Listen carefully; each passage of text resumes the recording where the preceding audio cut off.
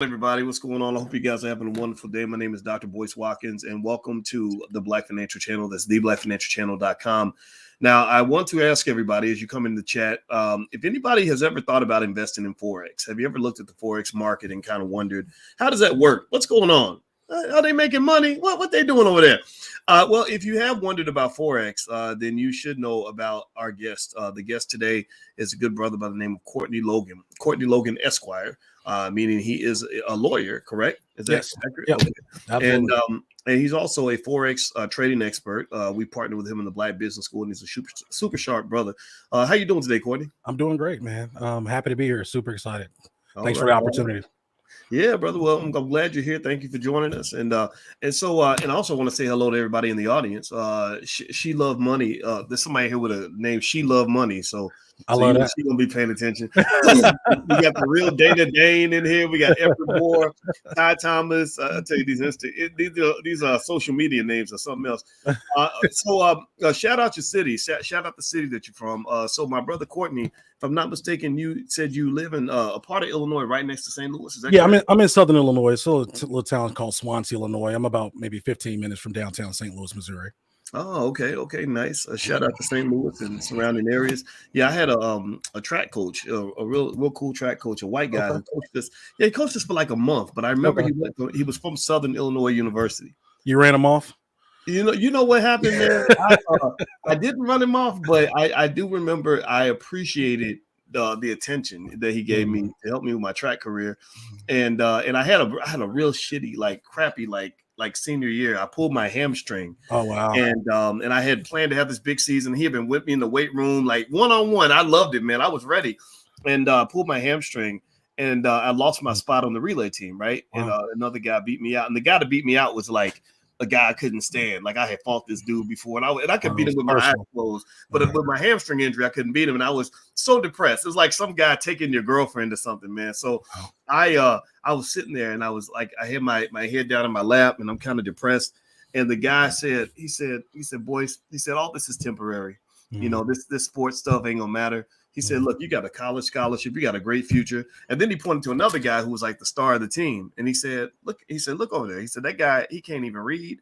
You know, he's barely made. This is going to be the best time of his life. Like it'll never get better for him. Right. And so I thought about that guy. Literally, I ran into the star of the track team 13 years later, and his life was so bad. I'll just say this: it was so bad. Like I'm talking about baby mama problems, like money problems.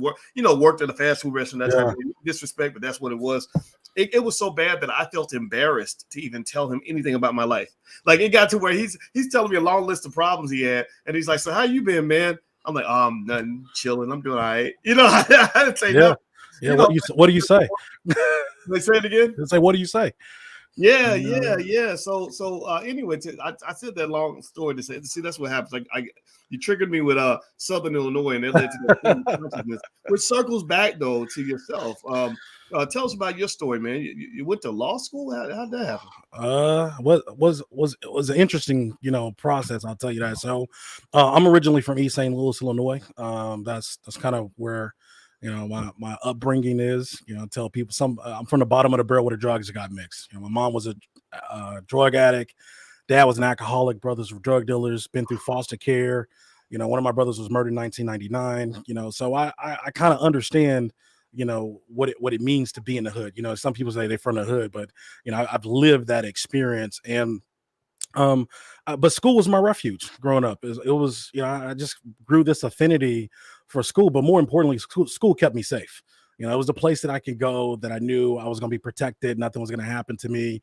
So I just got more and more involved in school, and it was my way of fighting back from the outside environment in which I didn't want to be in. So I got involved in everything, and I was on a track team and drama club and debate. I did everything that I could do in order to keep me active and not in the streets and out in the hood. That's exactly what I did. So that kind of led me to undergrad. I thought I wanted to go into computer science, to be quite honest. That's what I knew I wanted to do. One of my older brothers, one of my stepbrothers, he was a computer scientist. He went off to TSU and, got his degree, and I saw him traveling. He would come home on breaks, and I was like, man, that sounds real cool. Maybe I do the computer thing.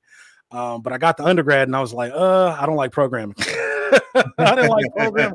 I didn't like programming at all, but I took an argumentative communication class, and that kind of launched me into a debate career that was very successful. Won 4 national debate championships. I went to McKendree University here in Southern Illinois as well.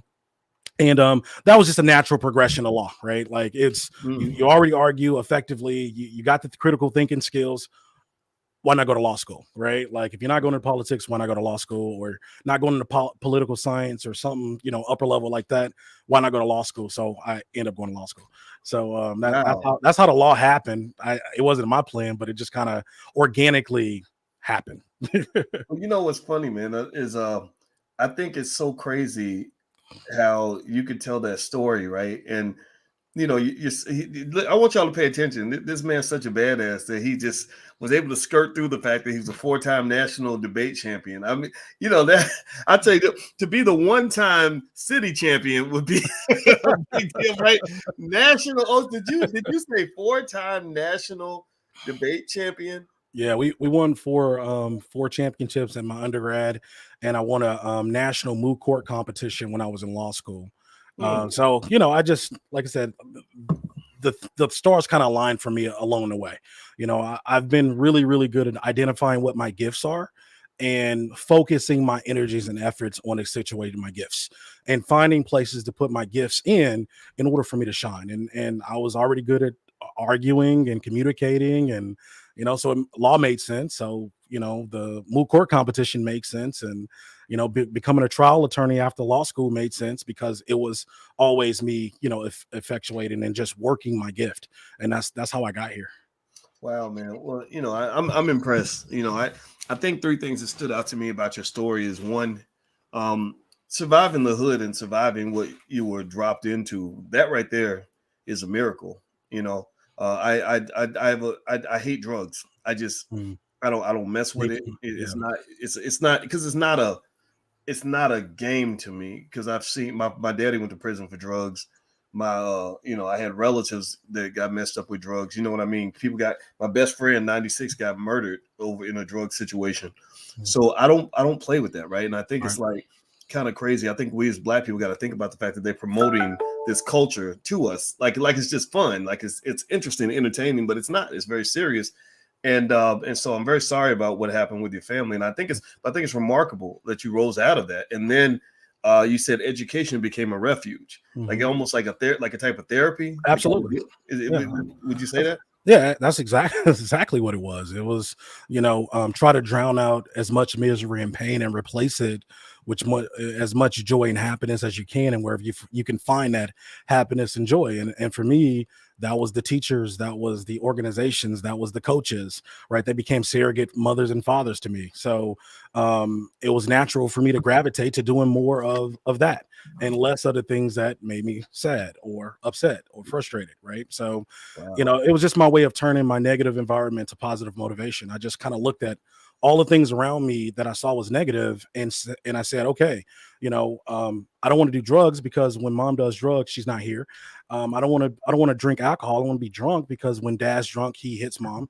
I don't want to be a drug dealer because if you become a drug dealer, you either die like one of my brothers or you get put in jail like another one of my brothers. So it was easy for me to look around and see all of the negative experiences and just say, just not do those things and see where you go.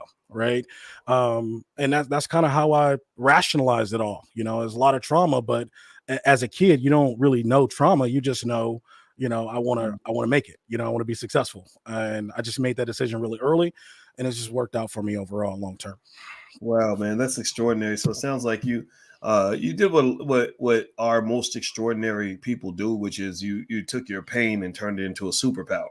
Right. And because if you watch any like Marvel or DC comic superhero, there's always like this really horrible origin story, like this physicist who gets caught in the particle accelerator and the door locks, you know what I mean? Yeah. He emerges as some amazing character, right? And I personally think that that's kind of where our greatest Black superheroes come from. I mean, 4-time national debate champion. I mean, that's not nothing to play with. That's heavy. And the moot court champion. I mean, that's beautiful. So everybody type the word superpower to now his brother superpower. So let's move in. Let's just dive into MLM. I said MLM. You know why I said MLM? is because when I mentioned Forex, there were people in the chat who talked about some of the Forex MLMs. So Sure. I'll skip ahead. I was going to ask you about that later, but my brain Sure. was already on it. So so I'll put the last thing first thing last. So Absolutely. when you talk about Forex trading, and I know you're very good at it, and I want you to just talk about it as much as you like. Sure. Absolutely. Yeah. But a lot of people, first thing I saw in the chat was that people were saying Forex is a scam. Absolutely. And somebody corrected me and said, no, you're talking about those Forex MLMs, etc. Can you just speak to all of that? What do you say when people say to you that Forex is a scam? Well, I tell them that Forex is a market, right? It's a market, just like the stock market, just like people trade futures and they trade options, which is a derivative of the stock market, right? Forex is a market. It's a $6.6 trillion per day market. It dwarfs all of the stock markets combined. If you put them on a graph together, it's not even they're not even a blip on the screen compared to how much liquidity flows into the foreign exchange market. So the first thing I tell them is first understand that Forex is not a company, Forex is not a system, Forex is not a product. Forex is it's a market. Now, how you get introduced to that market and how you're educated about that market will necessarily shape your opinion of what that is. But a majority of people are not even educated in what that market is. They don't even know it's a market. All they think it is a multi-level marketing, or is some account manager somewhere that's going to trade your money. They don't understand that Forex, just like the stock market, is a market in and of itself. Now, are there scams in the Forex market? Absolutely. Are there scams in the stock market?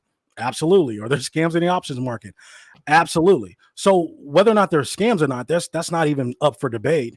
But Forex itself the foreign exchange market is one of the largest markets in the entire world. So is Forex a scam? No. Are there scams in Forex? Absolutely. Absolutely. Mm-hmm. Well, I'll tell you what, it's it's interesting to me. I was really surprised to see, of course, I'd known about Forex for a while, and and he's right. I mean, it's a massive market, lots of liquidity, lots of action, lots of interesting things happening.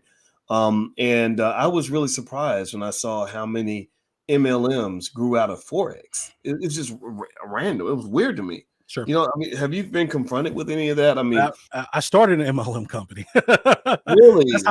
That's how I even found out about it. So let's journey, because everybody wants to know the MLM story, and they want to understand the multi-level marketing companies and their interactions and all that stuff. So let's talk about it. I started in a company. I was an attorney. I was a vice president, chief legal officer for a law enforcement technology company. And one of my buddies approached me, just like a lot of people have been approached about Forex, through a company. And he said, hey, if you come here, it's going to be simple. It's going to be quick. It's going to be easy. Right. And I was like, okay, well, I don't have a lot of time to give, so I can't really invest a lot of my energy into it. He said, you don't need to do all of that. That was my story, right? You don't need to do all of that. You don't have to do much in anything. You don't have to learn anything. It's just real small time investment and a small money investment in order to get involved. I said, okay. Well, I wasn't convinced, but he decided to go ahead and send me the money to sign up. So I was like, okay, well, if he's convicted enough to pay for this thing, I'm willing to figure out what it is. I'm willing to at least put some money in order to figure out. So I never even took his money. I gave it back to him, and I signed up for the company. I got in, I started doing some of the education, but over time, I quickly found out that the education component was there. There is some education there. I actually got a good introductory level of understanding. And to be fair, a lot of people without a multi-level marketing company would not even know about Forex. And there have been some people that's gone on to be successful. In fact, without the multi-level marketing company, I wouldn't be where I am today, trading Forex now on my own with the level of experience and the level of talent that I've helped create. I wouldn't have done that without a multi-level marketing company. So are there pros and there cons? Absolutely. Right. There is really no straightforward answer to whether or not a person should be involved in multi-level marketing company. There have been some multi-level marketing companies that has had good education. Right now, the marketing element of it sometimes takes over and overshadows the actual education component. I think most of the time it depends on the person themselves. I got to a place where I felt like I had outgrown the education that was provided to me, and I took it upon myself. I took that responsibility to go figure out, okay, what do I need to know that I do not know? right? What avenues have I not that they've not exposed me to that I need to be exposed to? That was my responsibility, right? The company's responsibility was to provide a product. They provided that product. My job as a customer was to determine whether or not that product was giving me the result I was looking for. It wasn't for me to just blame the companies, right? And I think we have a lot of people that have been scarred. They have been made false promises. They've been promised big grand results from different places. Well, that wasn't the company. That was a person that promised you the individual result that they didn't give you, right? So I'm a personal responsibility type of guy. Even when students come to me and they give me these sob stories about what has happened to them, I understand it. We can't go back and erase that time that you've spent. However, what we can do is figure out the way forward. If anybody's involved in any product, right? Specifically, we're talking about Forex, and you're not getting the results you're looking for, it is incumbent on you to figure out what you need to do in order to get your skill set and the results that you're looking for, right? So I don't think the multi-level marketing companies per se by themselves are the problem. I think there are bad promises that are given. I think there are bad marketers that exist, just like I think there's bad account managers that are out there taking people's money in the Forex world. Right. And the reason Forex has the name that it has is because it's unregulated. Right. There's not a lot of regulation surrounding the Forex market. So when you talk to a seasoned trader, my neighbor is a vice president at Morgan Stanley. Right. When you say Forex to somebody at that caliber, they hear rookie, they hear retail, they hear, scam. Right. Because there's not a lot of regulations surrounding it.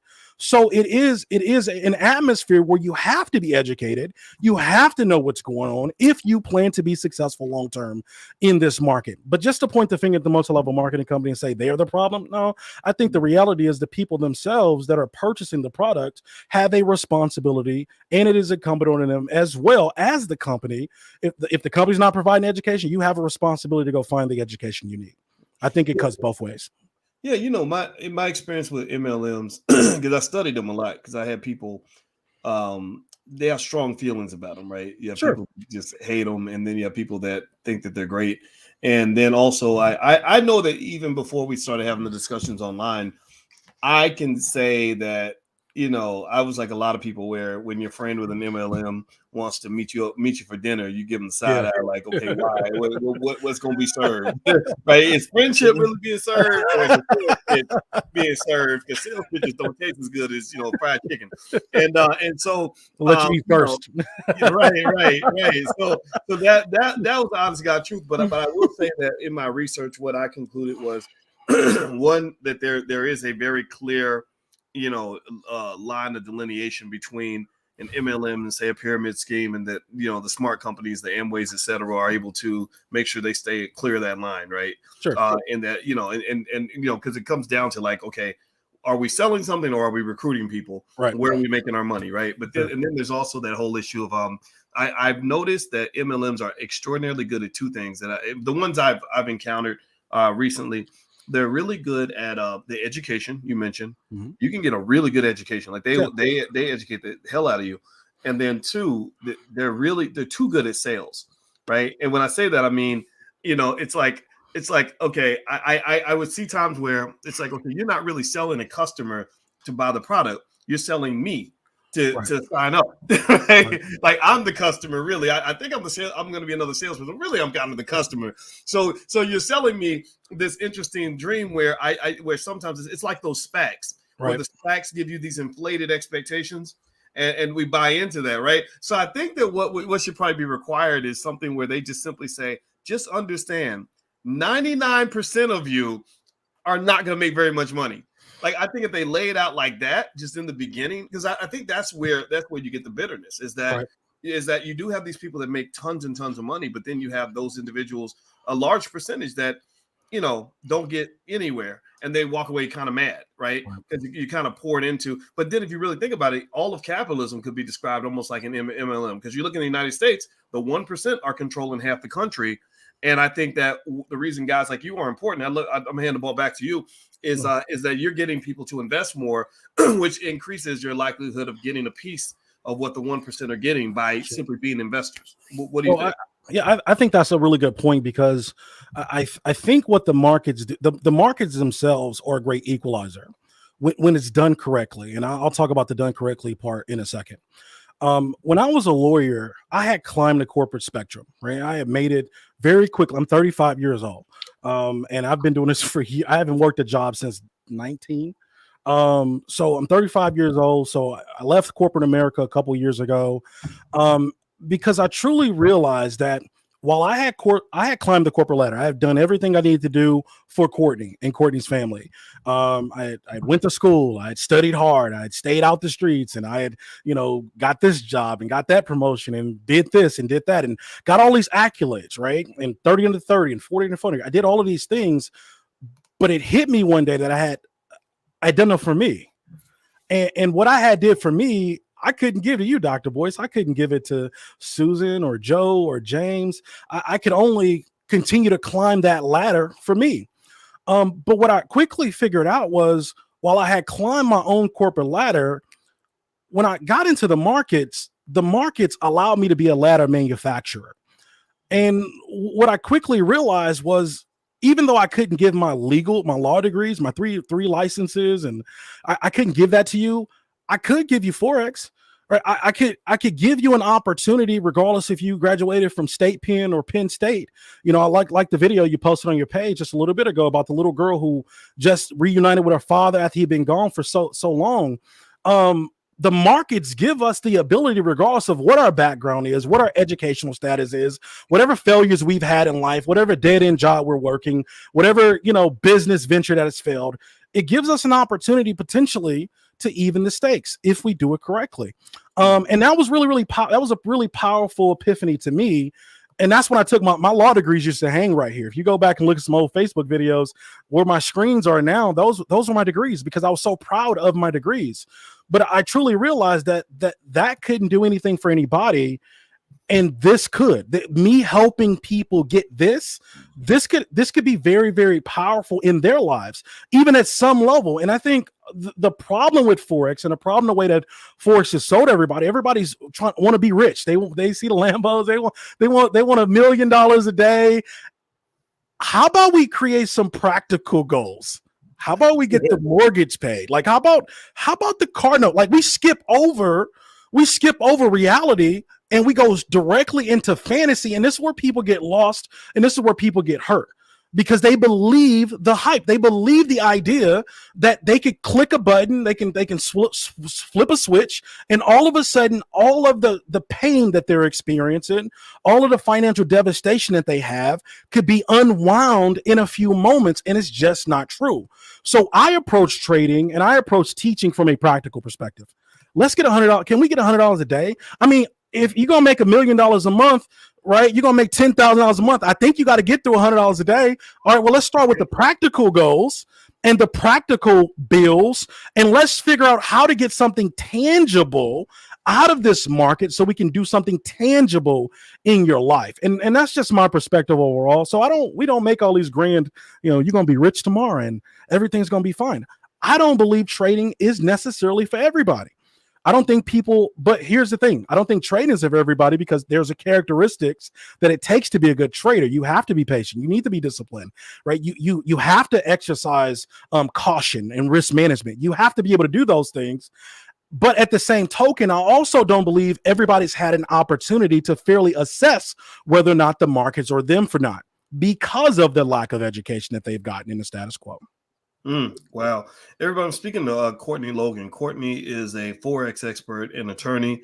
And by the way, Corey is doing a free event in the Black Business School this Friday, which is an intro to Forex. He's going to break some things down for you. If you have an interest, you can just go to boycewatkins.com. Just go to the top. The link is there where you can join and join the event. And it's Friday. It's free. So feel free to just go to my website, and the link is right there at the very top.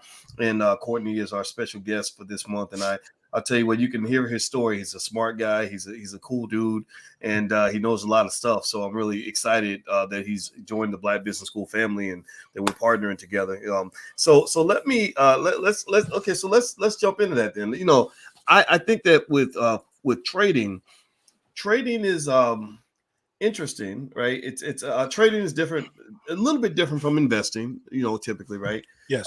It's like, I think about it like dating, right? There's the marriage, the long-term relationship, there's the hookup, and then there might even, there might be, cuffing season, but you got different, there's layers to it, right? There's layers to to the process, and they all have a place, right? In terms Sure. of, and they fit different personalities in different ways, right? Absolutely. And Yeah. and so with trading, it seems that it's a lot of fun, right? That's what I like. That's what I like about trade. It's just cool to kind of make your move and see the money kind of move around. And it seems to me like you have to. You said something interesting in your last presentation in the Black Business School that I really like, where you said, "I'm not just here to teach you how to win. I'm here to teach you how to lose." Oh, that's the Right? key. That's Can the you key. talk about that a little bit about knowing how to lose properly? That's the key. Listen, I've built my entire organization on doing things opposite of what's in the market, status quo, education wise, right? And what I realized was, after I went through got the MLM education, and I went off and got some professional training, I saw a stark contrast of what's done in prop firms compared to what's done in the retail market. And the focus in the retail market, as you talked about sales, it was on winning. Everything was winning. It was take profit. It was, let's get the bag, let's win the money. But the firms, it was completely different. It was like, protect my money. Like, if I'm going to give you money to trade, like, protect my money. It wasn't about winning the money. It was about first protect my money. And I thought those were two divergent concepts. Like, how in the world do we have firms that are managing millions and millions of dollars of capital, and they're focused, they're turned completely a separate and different way from the retail space, where people are promising them hopes, dreams, fantasies, mansions, everything, and their conversations are completely different. Well, who are we to believe? Well, I'm going to believe the seasoned traders. I'm going to believe the firms that has the capital, that's been doing it for years, right? I'm not going to believe the guy who potentially could be somebody, who's been doing it for 3 months, right? Yeah. So I took that rationale, and I that's what I approached my training by. I didn't create this stuff, right? There's nothing new under the sun. I just went and gathered it from the professionals, right? They taught me, and I'm bringing it back to teach the people that want to learn a better perspective and a better way to be consistently profitable. That's all I'm doing. And their perspective was, the focus on winning is wrong. If we focus on losing and we protect our capital, place capital preservation above everything else, before profits and before everything else, we put losses first. That means we will always have our eye on our downside. Always. We're always looking to see how can we abate our risk. And if we can do that consistently, because losing is inevitable. Everybody's going to lose trades. Any seasoned trader or seasoned vet is going to tell you you're going to lose. Now, the retail public will tell you don't have to lose. They'll tell you they have a 95% winning strategy. They'll tell you they got a bot that's going to do it all for you. You're going to win money every day. But any professional trader that's been doing it any time, they're going to tell you you are going to lose. But what they won't say is that you have to be a loser. And the way we combat being a loser is teaching people how to lose the right way. Because if you can lose the right way, and then losing is inevitable, that also means, Dr. Boys, winning is inevitable.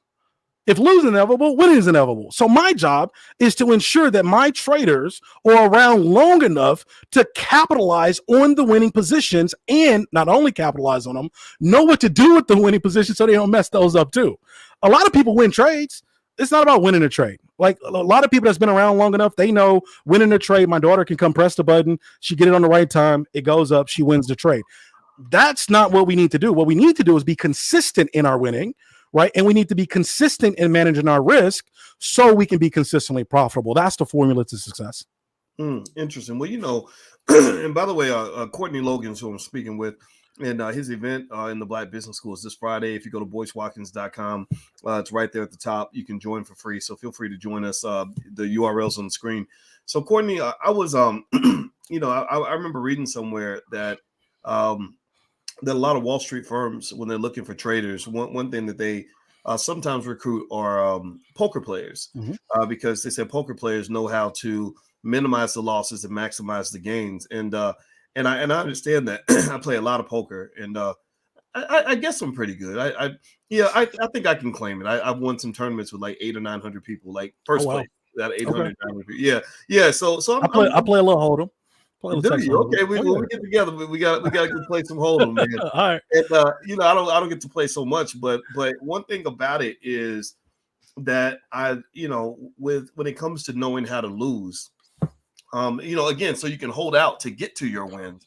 It makes me think about one. I think about just in poker, not going what they call it going on tilt, where you're so pissed off that you lost that you become irrational. And we call it revenge trading. Yeah. There you go. See, I think you got a term for it. And then also, when I think about the ability to lose, I think about when the Buddhists. My wife is very Zen and metaphysical, and she told me that the Buddhists, one of the things they believe is, not to summarize because I'm completely ignorant about Buddhism, to be clear with everybody.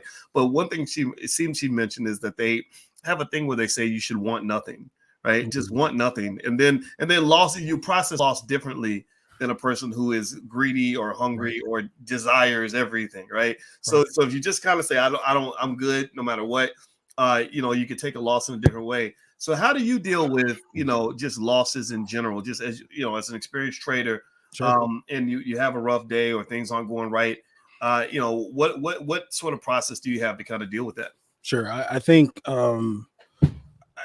losses should be calculated before you have them, right? Mm-hmm. We should truly understand what the loss will be, how much it will be, to the dollar almost, before we even do it, right?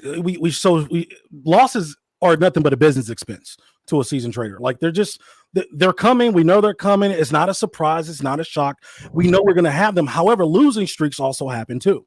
And that's when you have to have, I got trigger rules. I got my rules written on my wall.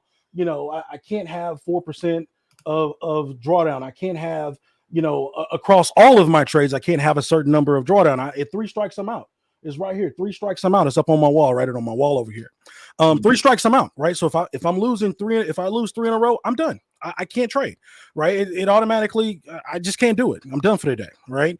And for me, what I believe is important is for us to understand that the rules we create for ourselves are not for the market, right? The rules we create for ourselves are for us, because the reality is the market is ever flowing. Market doesn't need rules. You need rules. Right. The trading plan is not for the market. The trading plan is for you. Your entry and exit methodology, that's not for the market.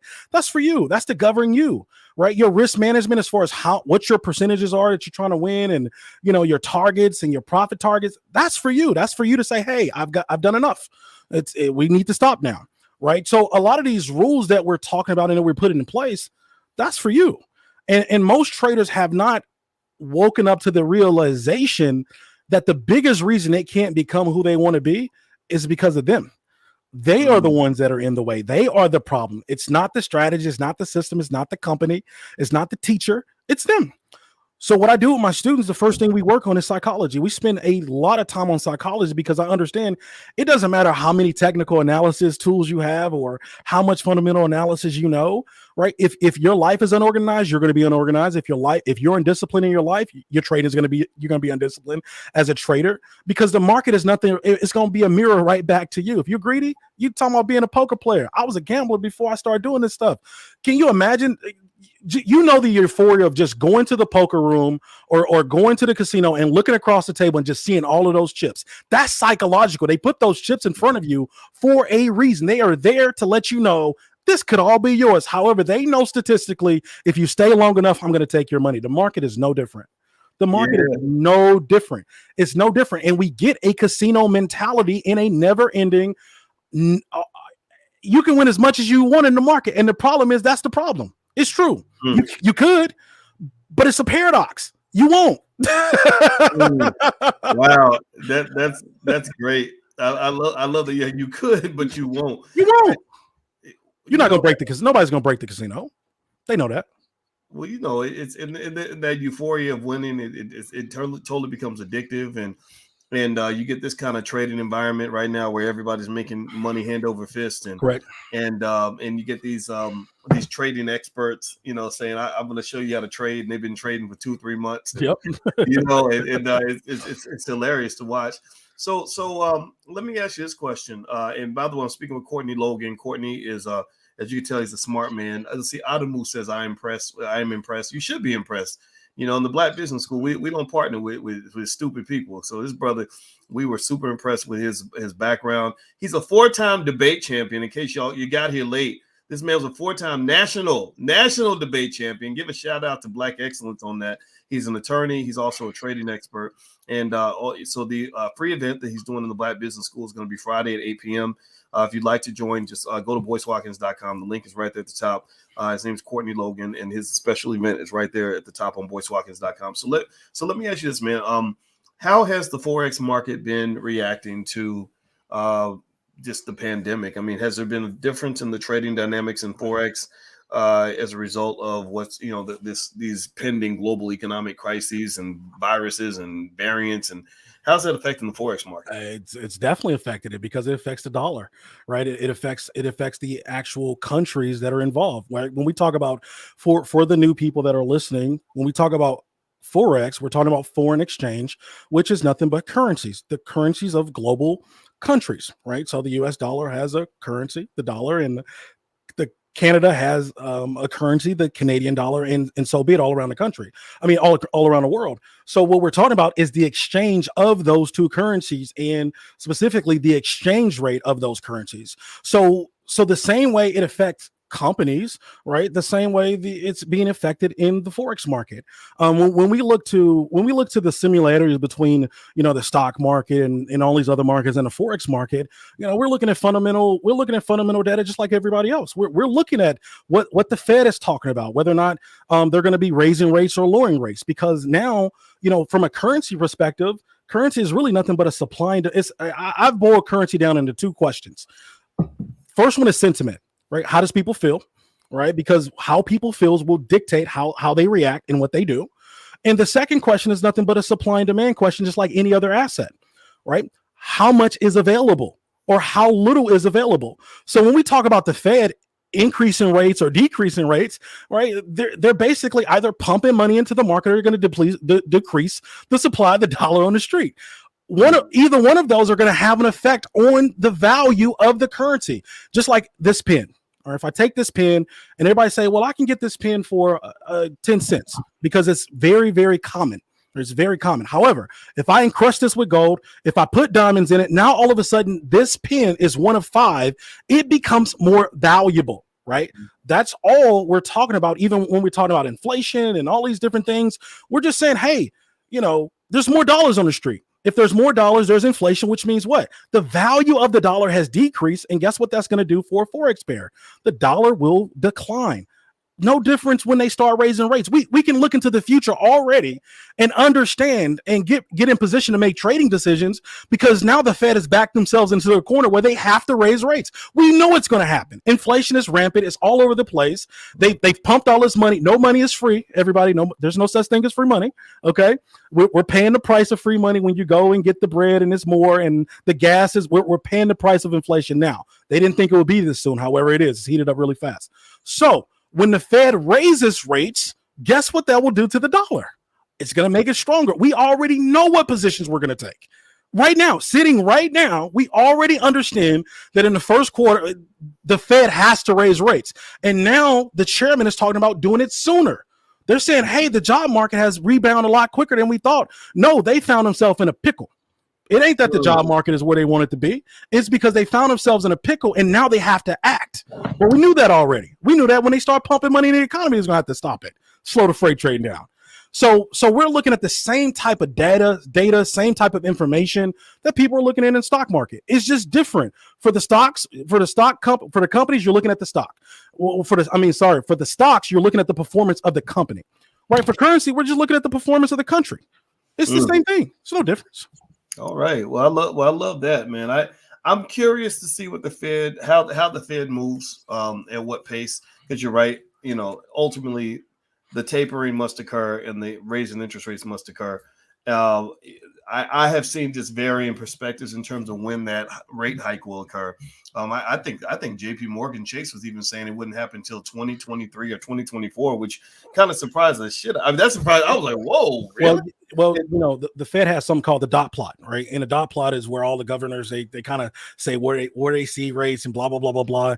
And you'll see like when the coronavirus was at full peak, everybody was like, no, we're not raising rates to, we ain't. But all of a sudden it's like sooner and sooner and sooner. All of a sudden it's kind of like, no, we need to do it tomorrow, right? Because they're trying to counteract, and that's the problem with inflation. That's the problem with stimulus.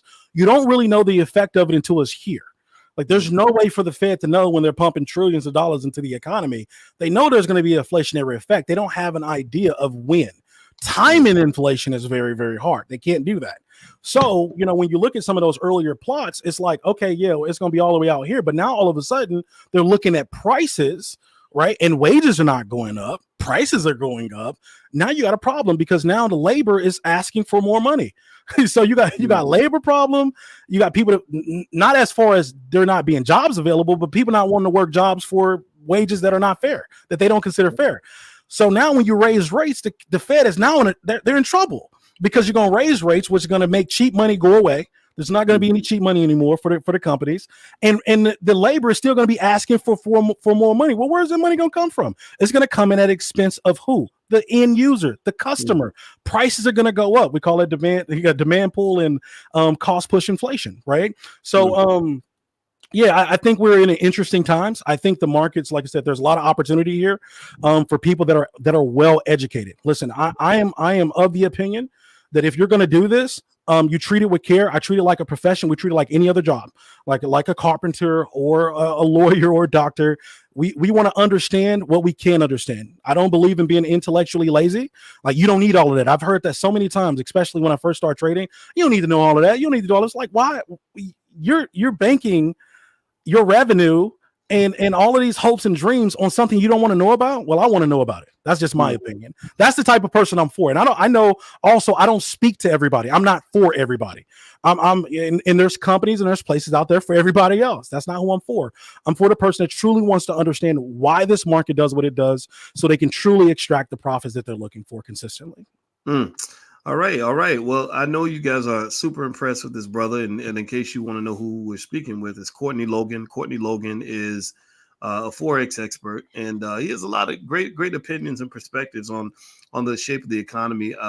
I will say, Courtney, I like a lot of what you. I mean, I like everything you said. I mean, it's like I tell you, I think it is going to be interesting to see how things evolve because I think they might have infected the economy with a virus with a financial STD called stagflation. Yep. I think stagflation is could be on the way where you get a dampened economy and the inflation with it, which it'll be interesting to see how it plays out. Hopefully it'll work out for the best, man. But it's kind of crazy. But anyway, I want to say thank you for your time. This has been a great conversation, brother. And also this Friday at 8 p.m., I want everybody to know Courtney's coming through the Black Business School. Yeah, all of y'all invited to come for free.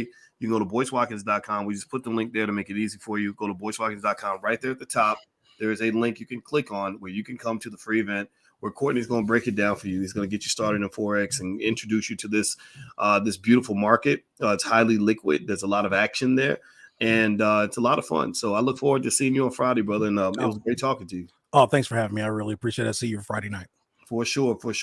All right, everybody. Well, God bless you guys. It was great talking to everybody. I'm about to go take a shower. Me and my wife just went to work out, so I'm trying to I'm trying to avoid getting the stagflation in this body. trying to do what I can do to stay on top of things. So God bless everybody. Please have a wonderful day. It was wonderful talking to you, and thanks again, my brother. And we'll see you soon. Take care now. Peace.